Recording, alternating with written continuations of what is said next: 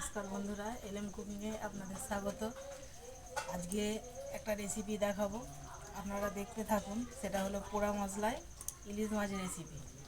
Tomato, পেঁয়াজ, কাঁচা লঙ্কা, রসুন পুড়িয়ে নিচ্ছি। পোড়ানো মশলাগুলো বেটে নেব। মাছে নুন হলুদ মাখিয়ে মাছ ভেজে নেব।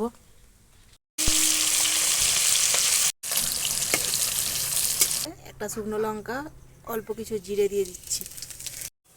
বেটে রাখা মশলাটা দিয়ে দেবো। অল্প একটু লবণ দিয়ে দেবো। একটু লঙ্কা হলুদ জলে গুলে দিয়ে দিচ্ছি।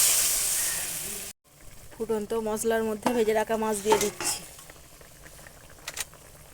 পোড়া মশলায় ইলিশ মাছ রেসিপি রেডি হয়ে গেছে। দেখুন রেসিপিটা কেমন লাগলো কমেন্টে জানাবেন। রেসিপি ভালো লাগলে লাইক সাবস্ক্রাইব করে পাশে থাকবেন।